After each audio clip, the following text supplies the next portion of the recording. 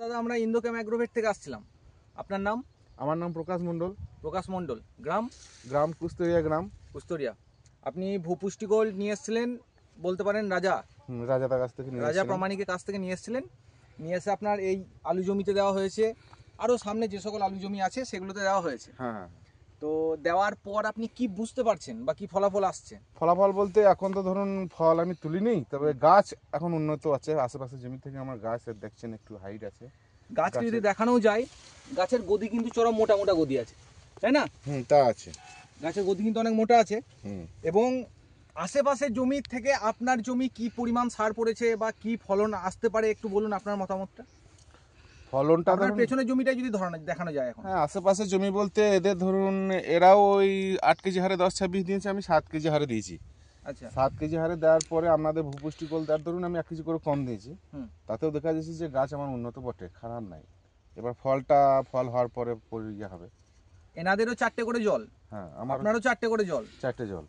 এরা দিয়েছে 8 কেজি 10-26 বাঁদিক জমি, আর ডান দিকে আপনার ভূপুষ্টি গোল দিয়েছেন আপনি 7 কেজি করে গড়ে। হ্যাঁ, আর বাকিটা আপনি ভূপুষ্টি গোল দিয়েছেন, তাই না? তা দিয়েছি। তবুও আপনার যেগুলোতে 8 কেজি পড়েছে, মানে বেশি 10-26 পড়েছে, তার থেকে উন্নত অনেক আপনার গাছ, এবং গাছের গদিও কিন্তু অনেক মোটা। এখানে কিন্তু একটা আন্দাজ করার বিষয় আছে বা এখানে একটা আনুমানিক করার বিষয় আছে যে ফলন কিন্তু আমার এখানে বেশি উঠতে পারে, তাই না? গাছের গদি যেহেতু মোটা আছে। হয়তো দরকার। এর আগে কি আপনি কোনো কিছু এরকম সার ব্যবহার করেছেন, না এটা প্রথম? না, আগে সাগরিকা, তারপরে অন্যান্য যে সমিতি থেকে পেতাম সেই সমস্ত সার ব্যবহার করেছে। এর আগে এরকম করেননি? কিন্তু এটা আমাকে রাজাদা জোর করে দিয়েছিল। আচ্ছা, যে 5 বস্তা নিয়ে যাও, 5 বিঘা জায়গা দাও, তোমার 30 বিঘার মধ্যে যে ফলন ভালো হয় তাহলে আবার দেবা আসছে। এবার এরকম ধরনের কথা বিশ্বাস করে আমাকে দিয়েছে। ভালো লাগছে তো দেখে? এখন তো দেখে ভালো লাগছে। তারপর কি এরপরে আপনার কিসে দেওয়ার পরিকল্পনা? এই গ্রীষ্মে ধান চাষ আছে, ধানের চাষে যদি দেবো ভাবছি। আপনারা বলছেন তাহলে দিলে পরে যদি সার কম। অবশ্যই দিন।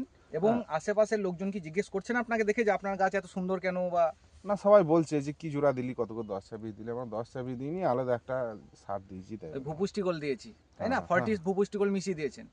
হ্যাঁ, ওইরকম টাইপের বলেছি আর কি। তো প্রথমে যখন আপনি ভূপুষ্টি গোল ব্যবহার করছিলেন তখন কি বিশ্বাস ছিল না ভয় লাগছিল?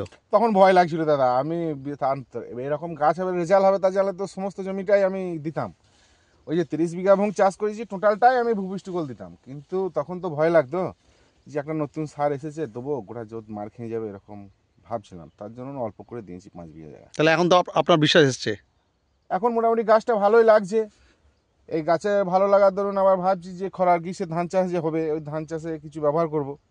ধান চাষেও যদি আমার ওই রাসায়নিক সার মানে 10-26 কম দিয়ে যদি এই দেওয়ার পরে আমার ফলাফল ভালো হয়, তাহলে আসছে যে বছর আসবে সেই বছর থেকে আবার নতুন করে আমি আবার চাষ ভূপুষ্টি গোলেই করব। অসংখ্য ধন্যবাদ। আপনি চাষবাস করে আরও উন্নতি করুন, লাভ করুন, এটাই আমাদের আশা।